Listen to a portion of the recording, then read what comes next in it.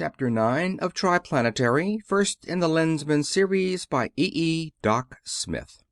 Recording by Phil Chenevert. Chapter 9 Fleet Against Planetoid. One of the newest and fleetest of the patrol vessels of the TriPlanetary League, the heavy cruiser Chicago of the North American Division of the Tellurian contingent, plunged stolidly through interplanetary vacuum. For 5 long weeks she had patrolled her allotted volume of space. In another week she would report back to the city whose name she bore, where her space-weary crew, worn by their long tour in the awesomely oppressive depths of the limitless void, would enjoy to the full their fortnight of refreshing planetary leave.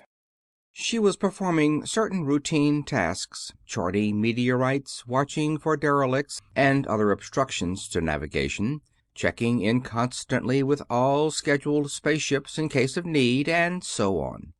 But primarily she was a warship. She was a mighty engine of destruction, hunting for the unauthorized vessels of whatever power or planet it was that had not only defied the TriPlanetary League, but was evidently attempting to overthrow it, attempting to plunge the 3 planets back into the ghastly sink of bloodshed and destruction from which they had so recently emerged. Every spaceship within range of her powerful detectors was represented by 2 brilliant, slowly moving points of light, one upon a greater micrometer screen, the other in the tank, the immense 3-dimensional, minutely cubed model of the entire solar system. A brilliantly intense red light flared upon a panel, and a bell clanged brazenly the furious signals of the sector alarm. Simultaneously, a speaker roared forth its message of a ship in dire peril. "Sector alarm. NAT Hyperion gassed with V2. Nothing detectable in space but..." The half-uttered message was drowned out in a crackling roar of meaningless noise. The orderly signals of the bell became a hideous clamor, and the 2 points of light which had marked the location of the liner disappeared in widely spreading flashes of the same high-powered interference. Observers, navigators, and control officers were alike dumbfounded. Even the captain, in the shell-proof, shock-proof, and doubly ray-proof retreat of his conning compartment, was equally at a loss. No ship or thing could possibly be close enough to be sending out interfering waves of such tremendous power, yet there they were. "Maximum acceleration straight for the point where the Hyperion was when her tracers went out," the captain ordered, and through the fringe of that widespread interference he drove a solid beam, reporting concisely to GHQ. Almost instantly the emergency call-out came roaring in. Every vessel of the sector, of whatever class or tonnage, was to concentrate upon the point in space where the ill-fated liner had last been known to be. Hour after hour, the great globe drove on at maximum acceleration, captain and every control officer alert and at high tension. But in the quartermaster's department, deep down below the generator rooms, no thought was given to such minor matters as the disappearance of a Hyperion. The inventory did not balance, and 2 QM privates were trying, profanely and without success, to find the discrepancy. "Charge calls from Mark 12 Lewistons, none requisitioned, on hand 18,000..." The droning voice broke off short in the middle of a word, and the private stood rigid, in the act of reaching for another slip, every faculty concentrated upon something imperceptible to his companion. "Come on, Cleve, snap it up," the second commanded, but was silenced by a vicious wave of the listener's hand. "What?" the rigid one exclaimed. "Reveal ourselves? Why, it's... Oh, all right. Oh, that's it. Uh-huh. I see. Yes. I've got it solid. So long." The inventory sheets fell unheeded from his hand, and his fellow privates stared after him in amazement as he strode over to the desk of the officer in charge. That officer also stared as the hitherto easygoing and gold-bricking Cleve saluted crisply, showed him something flat in the palm of his left hand, and spoke. "I've just got some of the funniest orders ever put out, Lieutenant, but they came from way, way up. I'm to join the brass hats in the center. You'll know about it directly, I imagine. Cover me up as much as you can, will you?" And he was gone. Unchallenged, he made his way to the control room, and his curt "Urgent report for the captain" admitted him there without question. But when he approached the sacred precincts of the captain's own and inviolate room, he was stopped in no uncertain fashion by no less a personage than the officer of the day.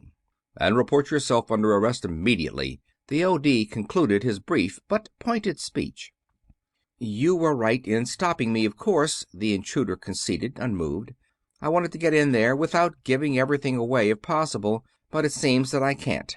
Well, I've been ordered by Virgil Samms to report to the captain at once. See this? Touch it."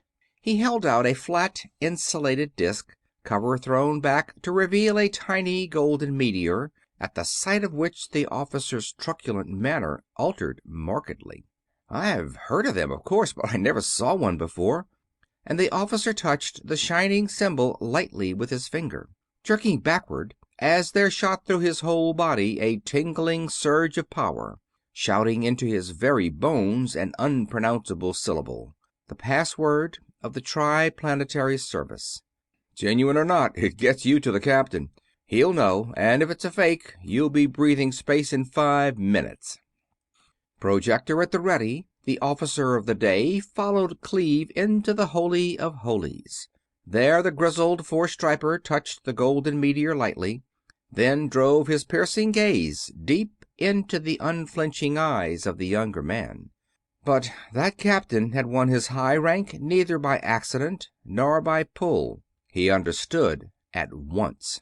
"It must be an emergency," he growled half audibly, still staring at his lowly QM clerk, "to make Samms uncover this way." He turned and curtly dismissed the wondering O.D., then, "All right, out with it. Serious enough so that every one of us afloat has just received orders to reveal himself to his commanding officer and to anyone else if necessary to reach that officer at once. Orders never before issued. The enemy have been located. They have built a base and have ships better than our best. Base and ships cannot be seen or detected by any ether wave. However, the service has been experimenting for years with a new type of communicator beam, and while pretty crude yet, it was given to us when the Dione went out without leaving a trace.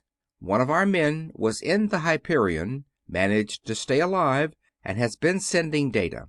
I am instructed to attach my new phone set to one of the universal plates in your conning room and to see what I can find." "Go to it." The captain waved his hand, and the operative bent to his task. "Commanders of all vessels of the fleet," the headquarters speaker, received sealed upon the wavelength of the admiral of the fleet, broke the long silence. "All vessels in sectors L to R, inclusive, will interlock location signals. Some of you have received or will receive shortly certain communications from sources which need not be mentioned. These commanders will at once send out red K4 screens. Vessels so marked will act as temporary flagships. Unmarked vessels will proceed at maximum to the nearest flagship, grouping about it in the regulation squadron cone in order of arrival. Squadrons most distant from objective point designated by flagship observers will proceed toward it at maximum. Squadrons nearest it will decelerate or reverse velocity. That point must not be approached until full fleet formation has been accomplished. Heavy and light cruisers of all other sectors inside the orbit of Mars," the orders went on, directing the mobilization of the stupendous forces of the League, so that they would be in readiness in the highly improbable event of the failure of the massed power of 7 sectors to reduce the pirate base. In those 7 sectors, perhaps a dozen vessels threw out enormous spherical screens of intense red light, and as they did so, their tracer points upon all the interlocked lookout plates also became ringed about with red. Toward those crimson markers the pilots of the unmarked vessels directed their courses at their utmost power, and while the white lights upon the lookout plates moved slowly toward and clustered about the red ones, the ultra instruments of the service operatives were probing into space, sweeping the neighborhood of the computed position of the pirates' stronghold. But the object sought was so far away that the small spy ray sets of the servicemen, intended as they were for close range work, were unable to make contact with the invisible planetoid for which they were seeking. In the captain's sanctum of the Chicago, the operative studied his plate for only a minute or two, then shut off his power and fell into a brown study, from which he was rudely aroused. "Aren't you even going to try to find them?" demanded the captain. "No," Cleve returned shortly. "No use. Not half enough power or control. I'm trying to think. Maybe... Say, Captain, will you please have the chief electrician and a couple of radio men come in here?" They came, and for hours, while the other ultra-wave men searched the apparently empty ether with their ineffective beams, the three technical experts and the erstwhile quartermaster's clerk labored upon a huge and complex ultra-wave projector. The three blindly and with doubtful questions, the one with sure knowledge at least of what he was trying to do. Finally the thing was done. The crude but efficient graduated circles were set, and the tubes glowed redly as their massed output drove into a tight beam of ultra-vibration. "There it is, sir," Cleve reported after some 10 minutes of manipulation, and the vast structure of the miniature world flashed into being upon his plate. "You may notify the fleet. Coordinates H 11.62, RA 124-31-16, and DX about 173.2. The report made, and the assistants out of the room, the captain turned to the observer and saluted gravely. "We have always known, sir, that the service had men. But I had no idea that any one man could possibly do, on the spur of the moment, what you have just done, unless that man happens to be Lyman Cleveland." "Oh, it doesn't—" the observer began, but broke off, muttering unintelligibly at intervals, then swung the visi-ray beam toward the Earth. Soon a face appeared upon the plate, the keen but careworn face of Virgil Samms. "Hello, Lyman." His voice came clearly from the speaker, and the captain gasped. His ultra-wave observer and sometime clerk was Lyman Cleveland himself, probably the greatest living expert in beam transmission. "I knew that you'd do something if it could be done. How about it? Can the others install similar sets on their ships? I'm betting that they can't." "Probably not." Cleveland frowned in thought. "This is a patchwork affair, made of gunny sacks and haywire. I'm holding it together by main strength and awkwardness, and even at that, it's apt to go to pieces any minute. Can you rig it up for photography?" "I think so. Just a minute." "Yes, I can. Why?" "Because there's something going on out there that neither we nor apparently the pirates know anything about. The Admiralty seems to think that it's the Jovians again, but we don't see how it can be. If it is, they have developed a lot of stuff that none of our agents has even suspected." And he recounted briefly what Costigan had reported to him, concluding, "Then there was a burst of interference, on the ultraband, mind you, and I've heard nothing from him since. Therefore I want you to stay out of the battle entirely. Stay as far away from it as you can, and still get good pictures of everything that happens. I will see that orders are issued to the Chicago to that effect." "But listen—" "Those are orders," snapped Samms. "It is of the utmost importance that we know every detail of what is going to happen. The answer is pictures. The only possibility of obtaining pictures is that machine you have just developed. If the fleet wins, nothing will be lost. If the fleet loses, and I am not half as confident of success as the Admiral is, The Chicago doesn't carry enough power to decide the issue, and we will have the pictures to study, which is all important. Besides, we have probably lost Conway Costigan today, and we don't want to lose you, too." Cleveland remained silent, pondering this startling news, but the grizzled captain, veteran of the Fourth Jovian War that he was not convinced. "We'll blow them out of space, Mr. Samms," he declared. "You just think you will, Captain. I have suggested, as forcibly as possible, that the general attack be withheld until after a thorough investigation is made, but the Admiralty will not listen. They see the advisability of withdrawing a camera ship, but that is as far as they will go." "And that's plenty far enough," growled the Chicago's commander, as the beam snapped off. "Mr. Cleveland, I don't like the idea of running away under fire, and I won't do it without direct orders from the Admiral." "Of course you won't. That's why you are going—" He was interrupted by a voice from the headquarters speaker. The captain stepped up to the plate, and upon being recognized, he received the exact orders which had been requested by the Chief of the TriPlanetary Service. Thus it was that the Chicago reversed her acceleration, cut off her red screen, and fell rapidly behind, while the vessels following her shot away toward another crimson flaring loader. Farther and farther back she dropped, back to the limiting range of the mechanism upon which Cleveland and his highly trained assistants were hard at work. And during all this time, the forces of the 7 sectors had been concentrating. The pilot vessels with their flaming red screens, each followed by a cone of spaceships, drew closer and closer together, approaching the Fearless, the British super-dreadnought which was to be the flagship of the fleet, the mightiest and heaviest spaceship which had yet lifted her stupendous mass into the ether. Now, systematically and precisely, the great cone of battle was coming into being, a formation developed during the Jovian Wars, while the forces of the 3 planets were fighting in space for their very civilization's existence, and one never used since the last space fleets of Jupiter's murderous hordes had been wiped out.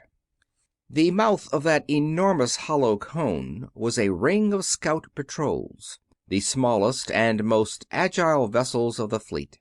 Behind them came a somewhat smaller ring of light cruisers, then rings of heavy cruisers and of light battleships, and finally of heavy battleships.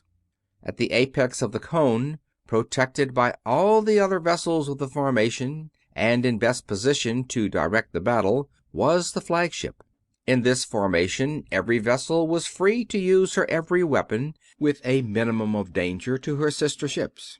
And yet, when the gigantic main projectors were operated along the axis of the formation, from the entire vast circle of the cone's mouth there flamed a cylindrical field of force of such intolerable intensity that in it no conceivable substance could endure for a moment.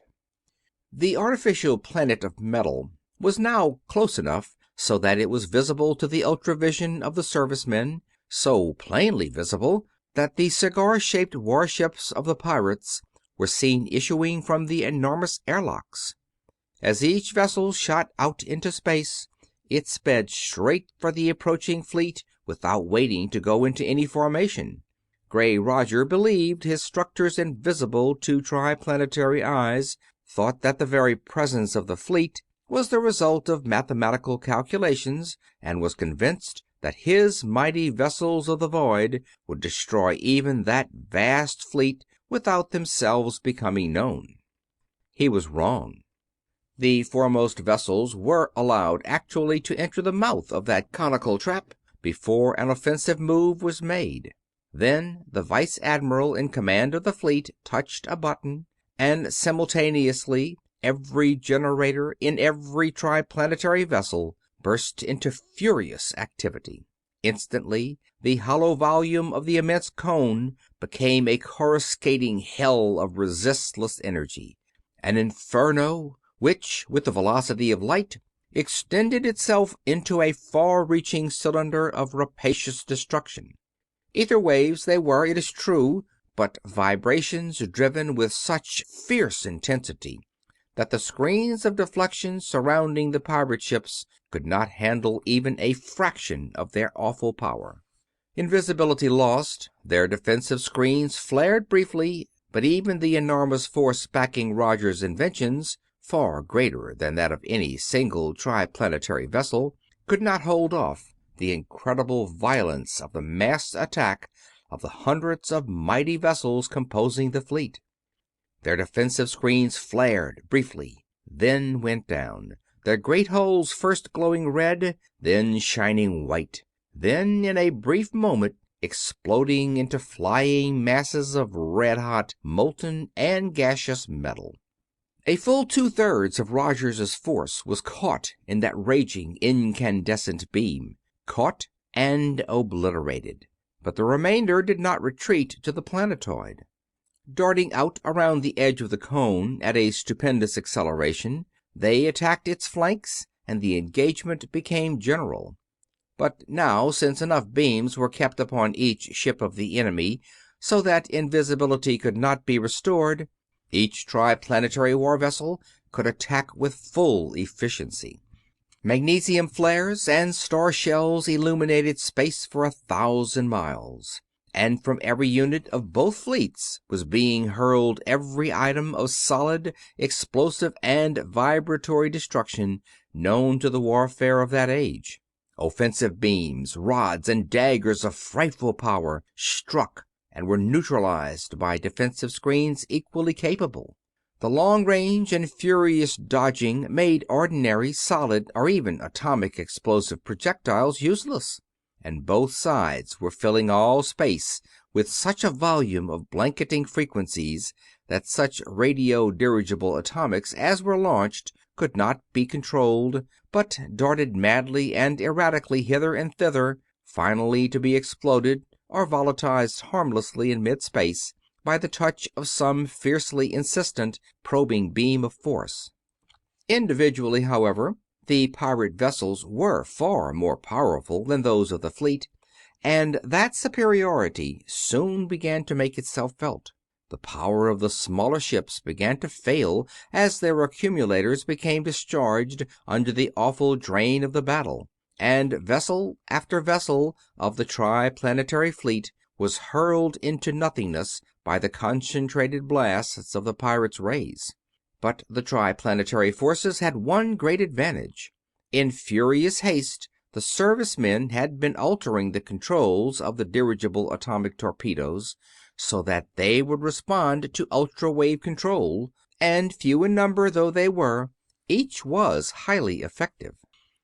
A hard-eyed observer, face almost against his plate and both hands and feet manipulating controls, hurled the first torpedo. Propelling rockets viciously aflame, it twisted and looped around the incandescent rods of destruction so thickly and starkly outlined, under perfect control, unaffected by the hideous distortion of all ether-borne signals. Through a pirate screen it went, and under the terrific blast of its detonation, the entire midsection of the stricken battleship vanished. It should have been out cold, but to the amazement of the observers, both ends kept on fighting with scarcely lessened power. 2 more of the frightful bombs had to be launched, each remaining section had to be blown to bits before those terrible beams went out.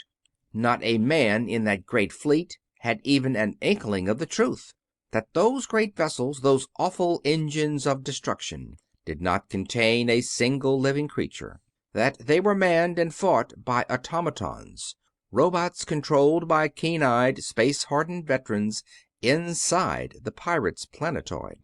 But they were to receive an inkling of it. As ship after ship of the pirate fleet was destroyed, Roger realized that his navy was beaten, and forthwith all his surviving vessels darted toward the apex of the cone, where the heaviest battleships were stationed.